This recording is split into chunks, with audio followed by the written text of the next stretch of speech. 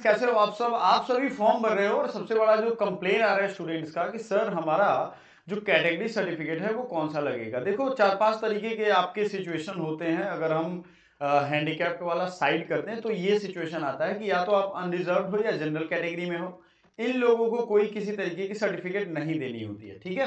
दूसरा है SC ST का, उनका सर्टिफिकेट बनता है तो वो वन टाइम सर्टिफिकेट बनता है, यानी आपने शेड्यूल कास्ट या शेड्यूल ट्राइब की जो सर्टिफिकेट बनवा ली होगी वो लंबे समय तक चलता है, तो उसको अपडेट कराने की जरूरत नहीं है।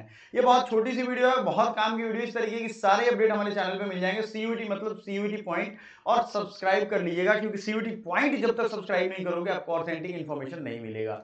अब बचता है ओबीसी और ईडब्ल्यूएस। देखो ये ओबीसी स्टेटस हो, इसमें नॉन क्रीमी लेयर का स्टेटस है, और ईडब्ल्यूएस में आपको मालूम है ना ये फाइनेंशियल बेस पे ये रिजर्वेशन दिया जाता है। आपको ये मालूम है, इसमें ऐसा नहीं है कि कुछ नया बताना है, क्योंकि गवर्नमेंट की मशीनरी में ये चीजें हैं। आधार पैन आप देते हो, उसके अकॉर्डिंग किसी की इनकम जो है वो बदल सकती है। क्या हो सकती है? इनकम जो है वो चेंज हो सकती है, बढ़ सकती है, घट सकती है।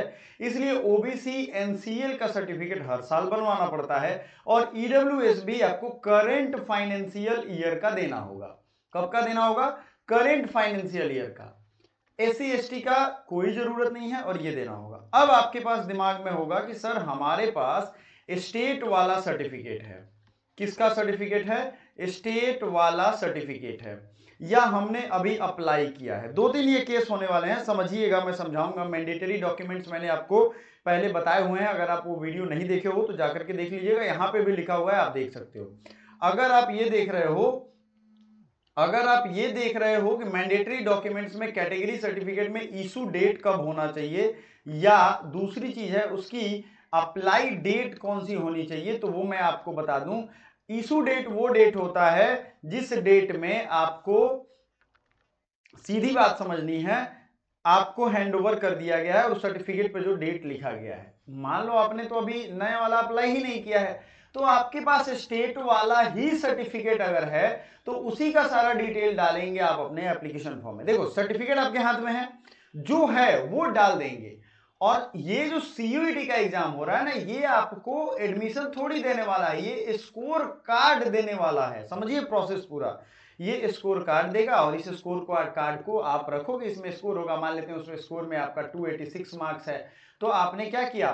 286 मार्क्स है तो आपने बीएचयू अप्लाई करना है, डीयू अप्लाई करना है, तो इन सारे यूनिवर्सिटी में आपको सेंट्रल गवर्नमेंट का सर्टिफिकेट लेकर के जाना है। समझ में आ गया आपको? जो भी सर्टिफिकेट आप बनवाओगे कास्ट सर्टिफिकेट, वो सेंट्रल गवर्नमेंट का है। तो इतने दिनों में तो आप अप्लाई कर ही चुके हो, बन जाएगा। तो अप्लाई नंबर डाल सकते हो, आप स्टेट के सर्टिफिकेट डाल सकते हो। बेसिकली उनका मकसद ये होता है कि जो जैसे फॉर्म भर रहे हो, फॉर्म में जितने भी पैसे हैं, तो ओबीसी का फी अलग लगता है, ईडब्ल्यूएस का अलग लगता है, और एससी एसटी का अलग लगता है। तो फी में कंसेशन के लिए आपके पास जो भी डॉक्यूमेंट है, मान लो अभी स्टेट का ही है, आपने स्टेट से ही बनवाया है और वही आप दे रहे हो, तो वो आप दे सकते हो। अगर मान लो आपने सेंट्रल का बनवा लिया तो आप दे सकते हो, अगर नहीं है तो आपने सेंट्रल का अप्लाई कर दिया हुआ है आपके पास, अभी तो जो स्टेट का है ना उसको अप्लाई कर सकते हो, उसमें कोई प्रॉब्लम नहीं आएगी। आपको बस ये जो सेंट्रल गवर्नमेंट की सर्टिफिकेट है, ये अपने फाइनल एडमिशन तक आपके पास होना चाहिए। फाइनल एडमिशन में आपके पास होगा तभी जाकर के आपका एडमिशन होगा। तो इस कहानी से आपको क्या सीख मिलती है? मैंडेटरी डॉक्यूमेंट्स में मैंने आपको सारी चीजें दिखाई हुई थी पहले, क्लास 10 मार्कशीट बॉक्स, ये सब तो सब कुछ दिखाया हुआ है।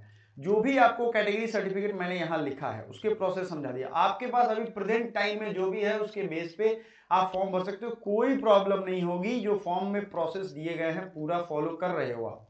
लेकिन आप अप्लाई कर देना सेंट्रल वाला, सेंट्रल वाला डिस्ट्रिक्ट में अप्लाई होगा, किसी के पास जाकर के पूछोगे या कैफे वालों से, तो वो भी इंफॉर्मेशन दे देंगे कि कहां बनेगा। ठीक है, क्लियर हो गया? कोई बहुत बड़ी बात इसमें नहीं है। तो कैटेगरी सर्टिफिकेट का क्लियर हो गया, गवर्नमेंट अप्रूव्ड सर्टिफिकेट पे ही वो बनेगा, और एडमिशन के टाइम ओरिजिनल देखा जाता है। उसके पहले अगर आपके पास रेफरेंस नंबर है तो उससे भी हो जाएगा। अगर मान लो आप विकलांग कोटे से या दिव्यांग कोटे से हो, पीडब्ल्यूडी सर्टिफिकेट है, तो उसको भी जांचा जाएगा भाई, वो भी आपका अपडेटेड होना चाहिए। समझ में आ रहा है बात? वही मैं आपको समझा रहा हूं। तो मोटा मोटी जो आपको बात समझ में आ रहा है वो समझना है। डोमिसाइल स्टेट ये सब तो खैर आपने करवा लिया है, इसमें कुछ नहीं है। इसके अलावा भी कोई चीज़ हो तो आप उनसे पूछ सकते हो, आप उनसे कॉन्टैक्ट कर सकते हो। Thank you so much, bye for now.